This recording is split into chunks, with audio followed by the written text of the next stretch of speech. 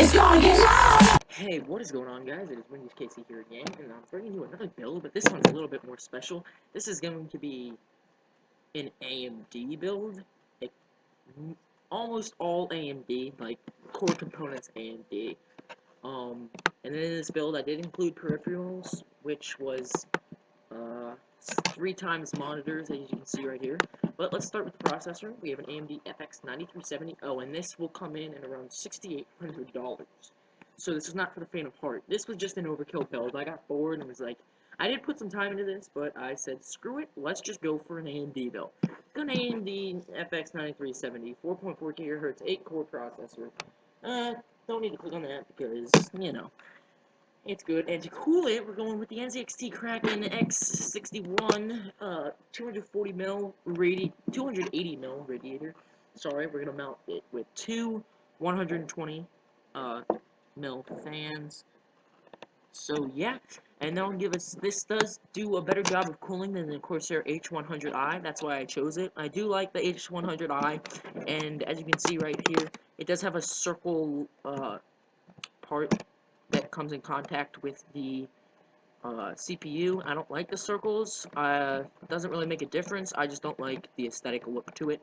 But it's a nice blue. I couldn't find it in red. And we're going with red and black for this build.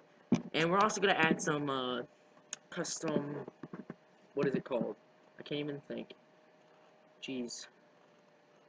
Thermal compound, that's it. And for the motherboard, we're going with the Asus Crosshair 5 formula. This is a nice motherboard. It's an AM3 Plus socket. It has a crap ton of USBs. Max memory is 32 gigs. DDR3 of 1066, 1333, 1600, 1800, 2000, 2133, and 2400. 4x240 pin DIMM slots. So that's the usual, I guess. SATA. It has 8 SATA 6 bigs and 2 Express SATA 6 gigabytes a second. Crossfire support, yes. And onboard video, no. RAID support, yes, which is nice.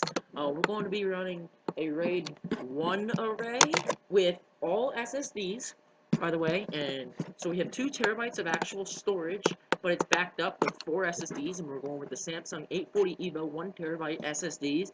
They come in at $430. This is one of the more cheaper SSDs, but still being very good.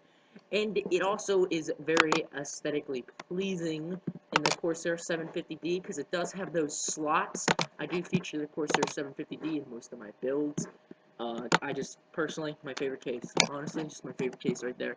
And we're going, since it's AMD, we're going with the AMD Radeon R9 295X2, which is a single GPU, but has 2 cores of the R9 290X. It's liquid cooled and air cooled. Went with the Asus version because why the hell not?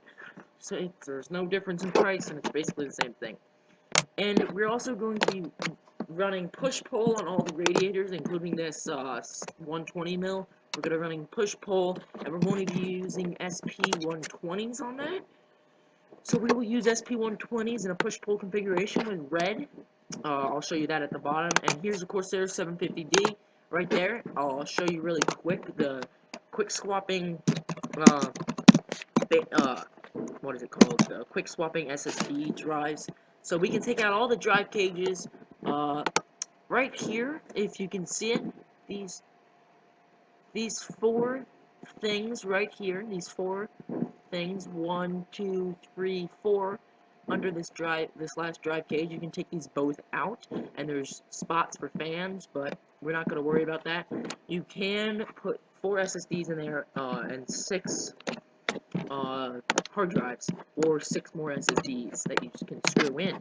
But I didn't feel like including another 6 SSDs because that just kind of doesn't make sense. We already have 2 terabytes in a RAID 1 array, and we're going to be using Windows 8 Pro. You can switch it out for Windows 7. Do whatever you want. I'm not going to care too much about it. Just do whatever you want with this right here. Do whatever you want with the operating system. It's all up to you. And to power the Radeon R9 295X2 and the processor, the 9370, which is 4.4 gigahertz out in the box, you could use the Corsair AX1200i. This thing is a beast. Fully modular, 80 plus platinum, so it's less It's gotta be efficiency greater than 92%. So everything's roughly in there. And for monitors, we're going with a triple monitor display of 1440p. You can see 2560 by 1440, 16:9 aspect ratio. These are very nice. They're from ASUS. And you can see HDMI.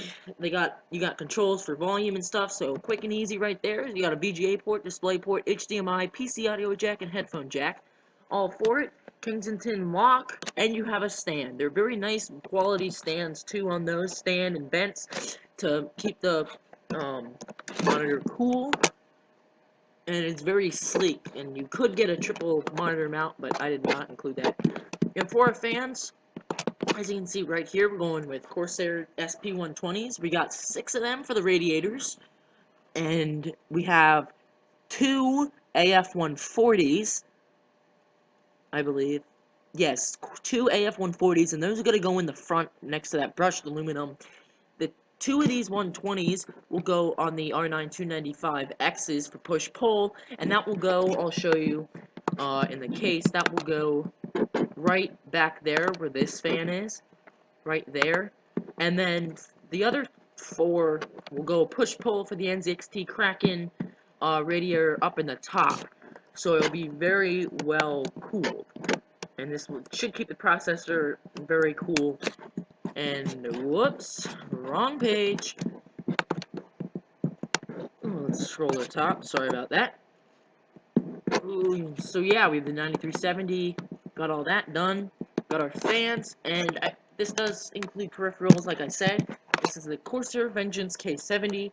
Very nice red backlit, Cherry MX, I believe it's red key switches. Is it? It's wired. It is a mechanical keyboard. Yeah, see, Cherry MX red. So very nice, and it has your WASD in red, and your 1, 2, 3, 4, 5, 6 keys in red. I don't believe it includes, yeah, there's no macros. It's a full keyboard with a numlock pad. It also does have a USB here in the front. I believe that's a USB. And then the mode right there for anything you need. And we do have the Logitech G502 mouse. This mouse for only $80. Holy crap, is it a beast. So you have just mouse wheel, that, and it's fully adjustable to what you want. You can adjust these to how you like it. It is in blue. Try and find it in red. Most Logitech products are blue. A few are red, but that's just how it is. And then we did get red headphones. We got the Creative Labs. These are expensive, 270 bucks. Sound Blaster. So yeah, surround sound. Very nice headphones, I would say. Very, very nice headphones. I have used them before. And again, we've got Creative Labs speakers. Now these, I like the size of these speakers, and they're very nice. Like, as you can see right there, it's got some nice speakers to it. And just to let you know the size of it, I'll click on this guy's build. I've tried to get some small speakers, so as you can see right there, that's his monitor. That's his wireless router, I believe. And these are the speakers right here. So they're probably, I don't know, it doesn't specify, but they're roughly, what, 10 inches tall, probably? Yeah, something like that. I mean, I don't want to get huge ones, because then it's just like, you got these huge things sitting on your desk now. So I tried to get some small ones that were still very good. But yeah, guys, that is it. And just so you know, look at the price right here, $6811.13. This is in USD, so shipping is $11. You got mail and rebates of 10, promo discount 30 bucks. So total really is $67.82. Now these prices are subject to change. They change all the time. But we were going to run this in grade 1. Oh crap, I missed the memory. So yeah, we have Corsair Vengeance memory. I went with a CAS of 9 and only at 16 megahertz to go along with the motherboard. And the reason I didn't go higher because honestly, it doesn't make that much of a difference. And when you go higher, the latency actually increases drastically. I can't pronounce shit. But it increases drastically. And so you have these pop up and, you know, look it up. Linus Tech Tips did a video on it. He ran 1600 in CIS 8 and CIS 9. They outbeat DDR3 of 2400 megahertz or 2.4 gigahertz in CAS 11.